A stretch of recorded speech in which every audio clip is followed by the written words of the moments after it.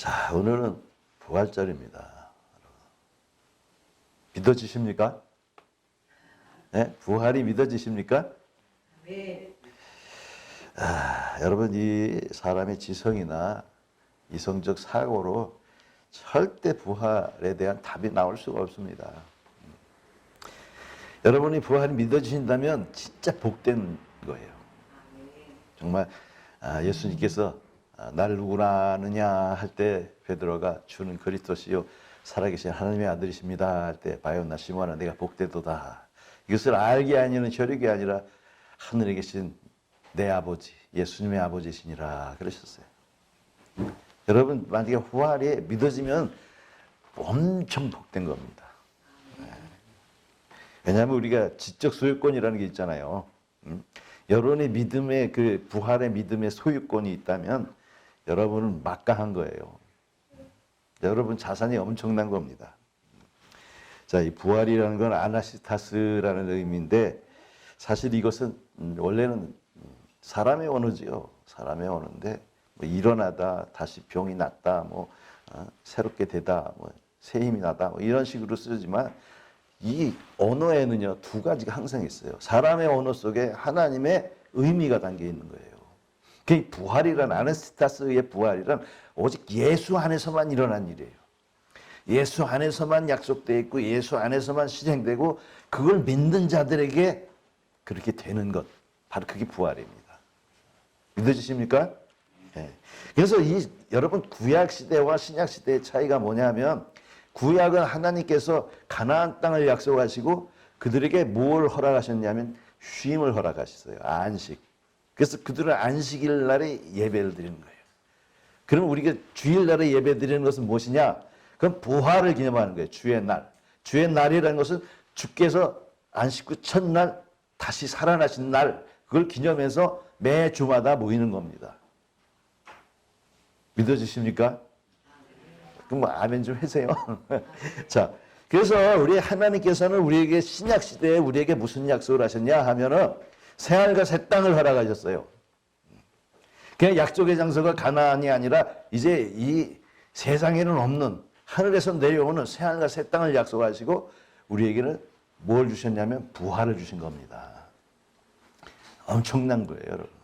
구약에 하나님께서 기적과 이사를 일으키시면서 그 히브리 민족들, 그 나그네와 같은 사람들을 가나안 땅으로 인도하신 것처럼 우리 새롭게 믿는 자들은 하늘로부터 거듭남으로 말미암아 새하늘과 새 땅에까지 인도하시는 바로 하나님의 약속입니다. 부활의 약속입니다. 그래서 엄청난 거예요. 안식 후 첫날 우리 예배한다는 그 의미가 엄청 큰 겁니다. 이 부활의 지식을 우리가 어떻게 얻을 수 있느냐? 어디서든지 그것을 얻을 수 없지만 우리가 하나님을 바라봐야 됩니다. 하나님을 믿어야 됩니다. 하나님께서는 우리에게 약속하셨어요. 무슨 약속? 전능하다는 약속. 자, 보십시오. 이사야서 40장 28절에도 너는 알지 못하였느냐 듣지 못하였느냐. 영원하신 하나님 여호와는 피곤하지도 아니하시며 곤비하지도 아니하시며 명철이 하늘 없으시며 피곤한 자에게 능력을 주시며 무능한 자에게 힘을 더하시나니 그랬어요. 즉 하나님께서는 천지를 창조하신 하나님이에요. 믿어야 돼요. 왜냐하면 우리는 인간의 한계가 있어요. 인간이 아무리 하나님의 형상을 따라 그 지혜가 많고 지식이 쌓여 있어도 하나님의 그 영원한 하나님에는 미치지 못합니다. 여러분 요즘에 유전자 개발 해가지고 엄청난 정말 이 인터넷 5G인가 뭔가 그런 것까지 나와서 엄청난 이게 새로운 세계가 자꾸 열리고 해도 하나님의 세계는 감히 생각도 할 수 없어요. 여러분 우리는 이 부활이라는 거 사람이 죽었는데 썩었는데 녹아서 없어졌는데 영혼만이 살아있는데 어떻게 그가 부활할 수 있겠느냐? 하나님 하신다 이겁니다. 여러분 마태복음 19장 26절에 예수님께서 그들을 보시며 이르시되 사람은 할 수 없으나 하나님께서는 다 하실 수 있느니라. 이게 무슨 얘기냐면 이 부자가 천국에 들어가지 못하는 것이 낙타가 그 바늘기로 들어가지 못하는 것보다 부자가 그 하나님 나라에 들어가지 못하는 것 더 어렵다 그랬어요. 낙타가 바늘기로 들어가는 것보다 부자가 그 천국에 들어가는 게 더 어렵다. 그럼 제자들이 물었어요. 그러면 어떻게 구원을 얻습니까? 그러나 사람은 알 수 없을 때 하나님 하시는 일이라. 천국에 들어가는 것은 하나님이 하시는 일이거든요. 우리의 힘과 능력과 지혜로 되는 것이 아닙니다. 부활 역시 마찬가지예요. 그러니까 우리는 하나님을 믿어야 됩니다. 왜? 우리 처음에 아무것도 없는 혼란한 이 우주 속에 이 지구를 만드시고 우리에게 생명을 주셨잖아요. 흙으로 사람을 주셨어요. 그럼 엄청난 능력의 하나님이신 걸 우리는 믿어야 됩니다. 자, 우리가 그렇지 않으면 또 뭘 해야 되냐면 예수님을 바라봐야 돼요. 하나님 밑에 예수님을 바라봐야 돼요. 히브리서 12장 2절에 보니까 믿음의 주요 또 온전케 하신 이인 예수를 바라보자. 그는 그 앞에 있는 기쁨을 위하여 십자가를 참으사 부끄러움을 개의치 아니하시더니 하나님의 우편에 앉으셨느니라. 여러분, 예수님께서 오셔가지고 그 고통과 고난 속에 그 모멸과 그 수치 속에서도 십자가를 넉넉히 참으실 수 있는 것은 그 앞에 기쁨이 있다라는 사실이에요. 어떤 기쁨이겠습니까? 그럼 부활의 기쁨입니다. 부활의 기쁨. 예수께서 그렇게 힘들고 어렵고 그 고단한 그 인생길, 그 짧은 생애 속에 안타까움 속에 십자가에 매달렸을 때도 부활의 기쁨이 그에 있었단 말입니다. 그러니까 그 예수님을 바라보는 자들은 이 세상에서 힘들고 어렵고 고통스러운 그 혼란 가운데서도 예수님을 바라보는 거예요. 그러니까 믿음으로 바라보는 자가 어떻게 되냐? 온전케 된다 이겁니다. 믿음으로 온전케 되는 거예요. 우리 항상 예수를 바라봐야 되고 우리가 사순절 기간 동안에도 예수님의 발자취를 따라가며 또 고난 주간에도 고난에 참여하는 것입니다. 왜? 고난이 없이는 이 생명의 버림이 없이는 생명을 다시 얻지 못하기 때문에 그런 것입니다. 이 육신의 생명을 버려야 새로운 부활의 생명을 얻을 수가 있으니까 그런 거예요. 그러니까 우리는 예수를 항상 바라봐야 돼요. 예수님이 어떻게 하셨는가? 예수님이 어떻게 이기셨는가? 예수님이 어떻게 참아내셨는가? 바로 그것을 항상 바라보는 자가 돼야 됩니다. 자, 이 그리스도라는 것이니까 그리스도로 오셨거든요. 예수님께서 마태복음 1장 21절과 23절에 보니까 이름을 예수로 하라. 이는 저희 백성을 저희 주에서 구원할 자이심이라 그랬어요. 구원한다라는 그런 것은 바로 구원자라는 것은 메시아, 그리스도라는 뜻이거든요. 근데 세상에 사람들의 그 뭐 여러 가지 형편과 처지를 이렇게 구원해 주시는 게 아니라 결국은 우리의 사망 가운데서 부활시켜주는 그 임무까지도 맡고 계신다라는 사실이에요. 여러분 마태복음 11장 3절에 보니까 이 마태복음 11장은 뭡니까? 세례 요한의 옥에 갇혀서 제자들을 보내어 예수님한테 물어보라 하는 것이 우리가 기다리는 그분이 당신입니까? 아니면 다른 일을 기다리오리까 하고 물어봤어요. 그러니까 예수님께서 너희가 가서 보고 듣는 것을 전해라 하시면서 소경이 보며 앉은 병이가 걸으며 문둥이가 깨끗해지며 귀신이 떠나가고 죽은 자가 살아나고 가난한 자에게 복음이 전파된다 하라 그랬어요. 여러분 그리스도가 하는 일이 뭐냐면 바로 예수님이 하는 그 일입니다. 우리 육신의 병든 것을 고쳐주시고 우리의 그 귀신 들려서 그야말로 방황하는 이 몸과 마음의 모든 것을 다 고치셨어요. 그리고 죽은 자까지 살리셨어요. 그리고 복음을 전하셨는데 그 복음이 뭐겠습니까? 예수를 믿으면 죄사함을 받고 죄사함을 받아 거룩하게 되면 그 영혼이 하나님의 부활에 들어간다는 것을 보여주시고 계시다라는 거예요. 그러나 이 세상에서 모든 것이 다 이루어지는 것은 아닙니다. 그냥 샘플만 보이셨어요. 예수님께서 우리를 완전히 살리시고 부활하실 능력은 계시지만 이 땅에서는 아니에요, 여러분. 이 땅은 불로 태워지기로 약속되어 있습니다. 그 다음에 내가 계시록 21장 1절에 보니까 내가 새하늘과 새 땅을 보니 처음 하늘과 처음 땅이 없어졌고 바다도 다시 있지 아니하더라 그랬어요. 이 세상 모든 것 다 없어진 다음에 하늘에서 내려오는 정말 우리가 상상할 수도 없는 정말 새하늘과 새 땅, 거기는 태양도 없이 하나님의 빛이 되시고 그 어린 양이 등불이 되시며 거기는 눈물도 고통도 다시 사망도 없는 하나님과 같은 영원한 영광에 사는 그때, 그것이 하나님의 약속이고 그것을 이루실 수 있는 분이 예수님이라는 걸 이 땅에서도 보여주셨단 말입니다. 만약에 이 땅에서 병도 다 고쳐지고 모든 소원이 다 들어지면 사람이 하늘 가겠습니까? 새 약속을 바라보겠습니까? 그래서 하나님께서는 사랑하는 자들에게 오히려 채찍질을 하시는 거예요. 이 세상 속에서 힘들게 하고 고통스럽게 하고 고난 속에서 주의 이름을 부를 수 있도록 하시는 거예요. 그게 하나님의 사랑이에요. 왜? 육체로 사는 우리 이 짧은 삶 동안에 모든 것을 다 누리려고 하는 인생들 속에서 그것이 아니고 영원한 새하늘과 새 땅에 영원한 것이 기다리고 있다는 것을 우리에게 보여주시는 것입니다. 그리고 그냥 있다 그러는 정도가 아니라 하나님이 우리에게 거듭나게 하시고 성령을 주셔서 성령으로 인도하시는 거예요. 마치 저 애굽에서 나와가지고 불기둥과 구름기둥으로 저들을 가나안까지 인도하신 것처럼 성령께서 우리를 책임지고 인도하시는 겁니다. 할렐루야. 그게 예수님의 일입니다. 그래서 예수님이 가시면서 하시는 말씀이 자, 내가 너희들에게 성령을 줄 테니 성령을 받으라 이렇게 말씀하셨잖아요. 그래서 우리 그리스도의 그 하신 일들을 우리가 봐야 됩니다. 요한복음 9장 6절에 이 말씀하시고 땅에 침을 뱉듯 진흙을 이겨 그의 눈에 바르고 이르시되 실로암 못에 가서 씻으라. 씻었더니 밝은 눈으로 그가 왔더라. 이거 소경이 예수님 앞에 나가와가지고 고침을 받을 때 침을 땅에 뱉어 그 진흙으로 이겨가지고 눈에다 발랐다라는 사실은 예전에 정말 이 흙으로 사람을 빚으시고 거기다 생명을 지어 놓으신 하나님을 지금 보여주시고 있는 것입니다. 여러분. 그가 하나님이다.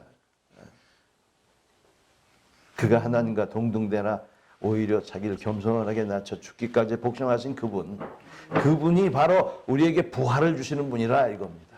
그러니까 우리가 그의 교훈을 따라 살 수밖에 없고 그의 위로를 따라 살고 그의 인도하심을 따라 살 수밖에 없는 것입니다. 예수님의 능력이라는 게 바로 그것이에요. 그러니까 이 땅에서 우리가 정말 병들어서 이거 믿음대로 고침을 받을 수 있지만 그렇지 않더라도 끝까지 우리는 믿어야 됩니다. 어떤 환난이 와도 고통이 와도 어려움이 와도. 왜? 우리 이 세상 속에서는요 고통받게 돼 있어요. 왜? 하나님을 배반하고 영원한 그 에덴 동산에서 쫓겨났기 때문에 그렇습니다. 하나님의 말씀 본복이 없습니다. 그러나 하나님의 사랑이신 관계로 유예기간을 둬서 우리가 사는 날 동안에 회개하고 돌이키면 그에게 성령을 주셔서 저 새하늘과 새 땅으로 영원한 나라로 인도하시는 그분의 사랑이 거기에 있습니다. 또 그분의 사랑을 실천하기 위해서 예수님 하나님의 아들이 오셨다라는 사실 얼마나 아름답고 귀한 겁니까? 그러니까 우리는 부활을 믿는 믿음은 어떻게 살아야 하느냐 이게 중요한 거예요. 여러분. 부활이 믿어지십니까? 아멘. 예수님이 확실하십니까? 구원자인 것? 그러면 우리가 어떻게 살아야 하느냐?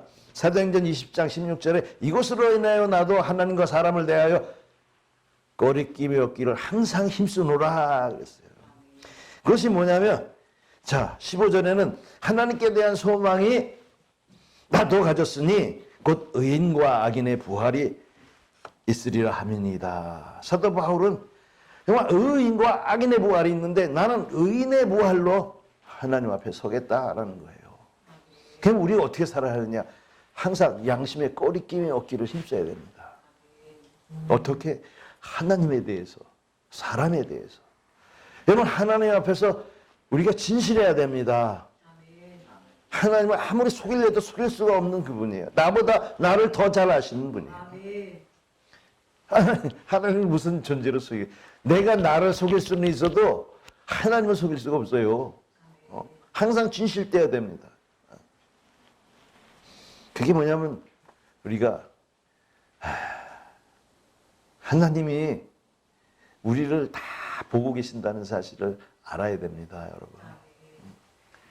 또 하나님만은 우리가 사랑하고 하나님만 두렵게 여기는 것이 아니라 사람도 사랑해야 돼요, 여러분. 양심의 꺼리낌이라는 것이 없으면 그 사람은 어떻게 화인 맞은 자인데 그냥 보통 화인 맞은 자가 아니라 잘못된 화인을 맞은 거예요. 이 양심이라는 것은 움직이게 돼 있어요. 감동이 되게 돼 있단 말입니다. 하나님을 향해서 감동이 되든가 하나님을 향해서 오시는 그 말씀과 은혜에 대해서 감동받기로 돼 있어요. 아주 말랑말랑한 거예요. 그러나 이것이 간처럼 굳어져가지고 경화되면 안 되고 이것이 부드러워지기 위해서는 우리 항상 기도하고 조심해야 됩니다. 그리고 이거 하나님만을 위한 것이 아니라 사람과의 관계 속에서도 마찬가지예요. 우리는 신령한 일에 참여한 자이기 때문에 이 사람과의 관계에서 어떻게 해야 하는지를 늘 배우는 것이고 배운 대로 우리가 사람과의 관계를 맺어야 되는데 그것이 뭡니까?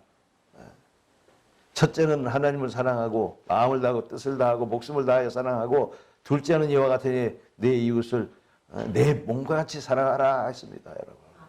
이것을 지켜야 되는 겁니다, 여러분. 부활의 신앙. 만약에 부활의 신앙이 있다고 막 열정적으로 넘쳤다 해도 그 하나님과 사람에 대해서 양심의 꺼리낌을 갖고 바르게 고치지 않으면 아무 소용이 없는 거예요. 왜? 악인과 선인의 부활이 있는 겁니다. 여러분, 양심을 통해서 거룩한 자가 되어 하나님 앞에 당당하게 성령 안에서 거침없이 천국에 들어가시기를 주의 이름으로 축원합니다. 네. 그래서 사랑과 하나님에 대해서 그렇게 잘해야 돼요, 여러분. 조심해야 되고요. 자, 우리가 하나님 앞에서 얼마나 조심해야 되는가. 또 우리는 하나님 앞에서 빚진 자입니다. 빚진 자예요. 사망에서 다시 우리를 살려주셨어요. 여러분, 이 다음에 살려주신 게 아니라 지금 살려주셨어요. 거듭남이 바로 그런 겁니다. 거듭남은 내가 죽었던 내가 하늘로부터 새롭게 성령을 받아서 하늘로부터 난 자가 된 거예요, 여러분. 그 베드로전서 1장 3절에 보니까 뭐가 돼 있냐면 우리 주 예수 그리스도의 아버지 하나님을 찬송하라 그래서 찬송하리라. 그 많으신 긍휼대로 예수 그리스도를 죽은 자 가운데서 부활하게 하심으로 말미암아 우리로 거듭나게 하사 산 소망이 있게 하시며. 아멘. 여러분, 그냥 소망이 아니라 산 소망이에요. 산 소망. 네. 사람들이 소망이 없으면 죽은 사람이라고 누가 철학자가 얘기를 했지만 이거는 그런 사람들의 소망이 아니거든요. 하나님에 대한 영원한 소망이 되는 거예요. 이 자오라는 말이 살다, 리브라는 뜻인데 여러 가지 의미로 쓰이지만 성경에서 지금 산 소망이라는 것은 바로 초자연적인 생명으로 살다라는 거예요. 우리가 그냥 이 세상에서 살았다가 죽는 그런 생명이 아니라 영원한 생명 말입니다. 오늘 본문에도 있는 것처럼 내가 부활이고 생명이 나를 믿는 자는 죽겠고 죽어도 살겠고 살아서 나를 믿는 자는 영원히 죽지 아니하리니 이렇게 해서요. 영원히 죽지 않는 생명으로 우리가 살아가는 겁니다. 그것을 소망하면서 살아가는 거예요. 그러니 여러분들은 정말 그것을 위해서 어떻게 해야 되냐? 기도를 해야 되는 겁니다. 하나님 앞에 항상 쉬지 않고 기도하는 것, 그리고 감사하는 것. 우리가 예수님에게도 그 은혜로 감사하지만 하나님의 사랑으로 감사해야 됩니다. 여러분, 하나님의 사랑이 예수님을 보내셨고 그 고통 속에서 이루셨거든요. 그러니까 예수님도 크지만 하나님 아버지의 크신 사랑은 비교할 수가 없고 그야말로 예수 그리스도를 통해서 하나님께 우리 감사하며 영광 돌리며 살아가야 됩니다. 그래서 바로 이날, 오늘은 하나님 앞에 감사의 영광 돌리는 날입니다. 할렐루야. 할렐루야. 할렐루야. 그냥 할렐루야 합시다. 할렐루야. 할렐루야. 네, 부활을 주시는 하나님께 영광을 돌립니다. 기도합니다. 은혜로우신 우리 하나님, 어찌 이 세상에서 부활을 생각이나 하고 꿈이나 꿨겠습니까? 오직 하나님이 우리를 이 부활로 이끄시는 줄 믿습니다. 하나님의 사랑이, 그 구원의 계획이 바로 우리를 부활의 궁극적인 목적을 향하여 부르시고 계시고 이끌어주고 계신 것을 감사하나이다.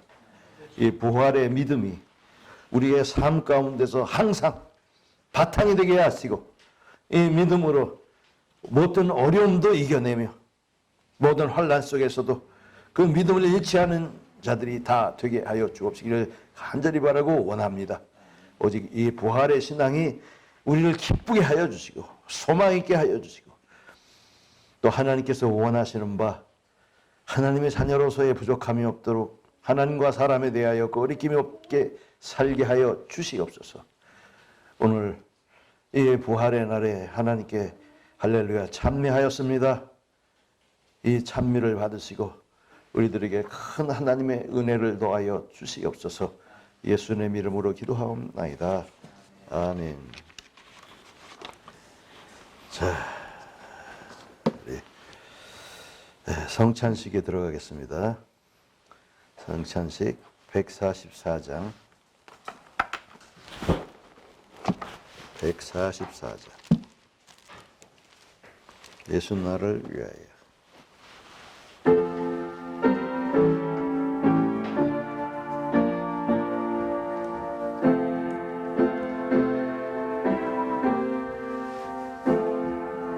예수 나를 위하여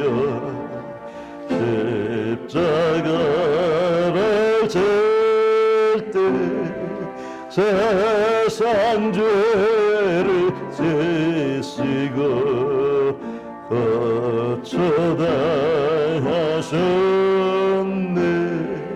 예수님 예수님 나를 위하여 법의 피를 흘리니 죄인 받으소서. 십자가를 지심은 무슨 죄가 있나. 천하제한 사람들 메시아 적였네. 예수님 예수님 나를 위하여 법의 피를 흘리니 죄인 받으소서.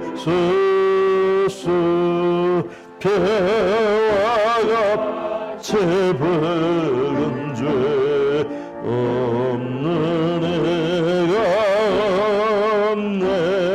십자가의 건너로 눈과 같이 됐네.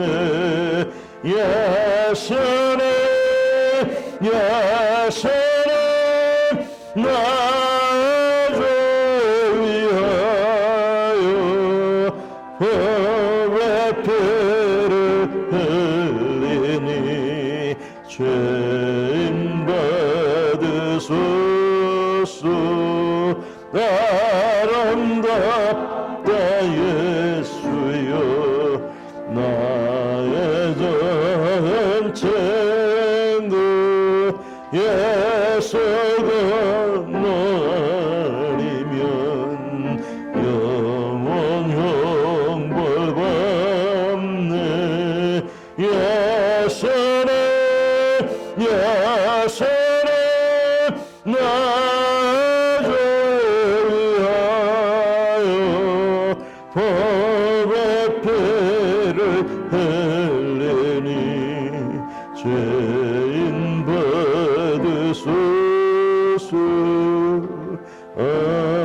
아멘. 자, 말씀 보겠습니다. 마태복음 26장 26절로 29절입니다. 마태복음 26장.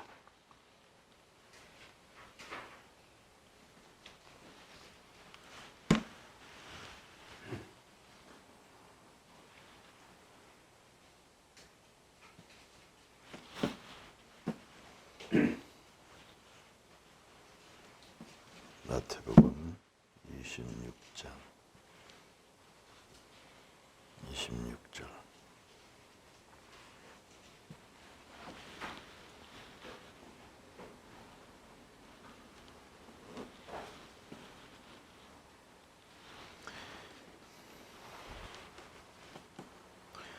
(29절까지입니다) 봉독합니다. 그들이 먹을 때 예수께서 떡을 가지사 축복하시고 떼어 제자들에게 주시며 이르시되 받아 먹으라 이것은 내 몸이니라 하시고 또 잔을 가지사 감사기도 하시고 그들에게 주시며 이르시되 너희가 다 이것을 마시라 이것은 죄 사함을 얻게 하려고 많은 사람을 위하여 흘리는 바 나의 피 곧 언약의 피니라. 그러나 너희에게 이르노니 내가 포도나무에서 난 것을 이제부터 내 아버지의 나라에서 새 것으로 너희 함께 마시는 날까지 마시지 아니하리라 하시니라. 아멘. 자, 예수께서 친히 제정하신 이 성만찬은 성령을 통해 현재 거룩한 은혜의 예식입니다. 기도합니다. 주 예수여, 오늘날 우리에게도 성령으로 임하셔서 이 떡과 잔을 축복하여 거룩하게 하여 주옵소서.